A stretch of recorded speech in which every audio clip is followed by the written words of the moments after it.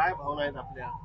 महाराष्ट्राचे लोकप्रिय नेते, आमचे पक्षाचे पक्षप्रमुख, महाराष्ट्राचे मुख्यमंत्री एकनाथ शिंदे साहेब, आमचे पक्षाचे आमचे नेते महाराष्ट्राचे युवा खासदार श्रीकांत शिंदे साहेब यांच्या आशीर्वादानं आज जे काम एकनाथ शिंदे साहेब, श्रीकांत शिंदे साहेबाचा तळागाळापर्यंत महाराष्ट्रामध्ये आहे. आज जिल्ह्यामध्ये आमचे जिल्हा प्रमुख आनंद भरोसे साहेब असू द्या, आमचे जिल्हा प्रमुख विशाल कदम साहेब असू द्या, विधानसभा प्रमुख बालू कुराडे साहेब असू द्या, एक सामान्य शिवसैनिकची जीत आहे.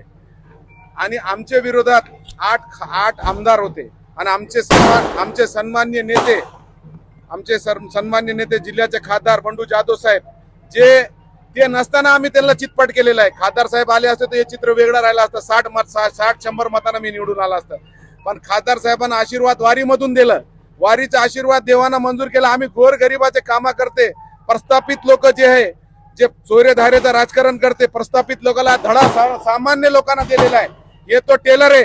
परभणी विधानसभा पिक्चर अभी बाकी आहे. काय वाटतं? आमदार 6 तुमच्या विरोधात होते, 6 रनिंग आणि माझी 4. सुद्धा आमदार होते. आता कसं आहे, मी सांगितलं ना, जिल्ह्याचे प्रत्येक आमदार बुथावर बसलेले होते. सगळे आमदारांना इतकं आमच्या विरोधात रान पेटविलं. पण सामान्य शिवसैनिक आमचे जे होते, सर्वसामान्य लोक आहे आम्ही. विशाल भाऊ असू दे, आनंदराव असू दे, आम्ही रस्त्यावरचे लोक आहे आम्ही. आता बघू, परभणी विधानसभा आम्ही बाकी आनंदरावला निवडून आणायचे खासदार साहेबांना आम्ही 2 बिडा उचललेला आहे. 100% येणार 2029ला जे पद्धतीत आमदारांना आमच्यासोबत वागणूक केली आमच्या विरोधात, आता पण निवडून आल्यावर बी इथं अरेरावरी केली, जे दादागिरी इथं करत होते. पण आता लोकांना कौल दिल्यावर बी तुम्हाला मान्य नाही.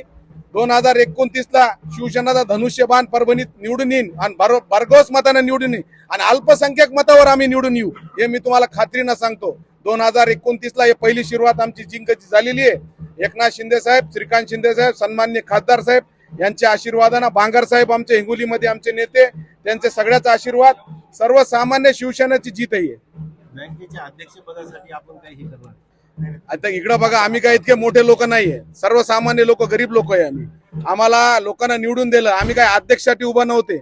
आम्ही सर्वसामान्याचे लोकांचे प्रश्न याच्यासाठी मिटण्यासाठी उभा होतो. आणि आता आमच्या विरोधात इतके लोक होते, त्यांना साकार करते का? अरे, आम्ही सर्वसामान्य लोकांचा, गरीबाचा आशीर्वाद घेऊन राजकारण करतो महाराष्ट्रात.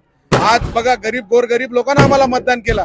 आमचे सन्माननीय खासदार साहेब इथं राहिले असते, हे चित्र वेगळं राहिलं असतं. याच्यामुळं आता खासदार साहेबांच्या विरोधात बोलणं सोडून द्या.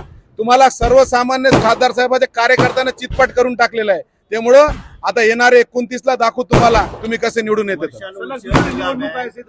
महायुतीच्या आमदारांच्या विरोधात काम केलं, मग आता पुढे समन्वय कसा असणार? हे आता एकनाथ शिंदे साहेब ठरवितील सगळ्या गोष्टी.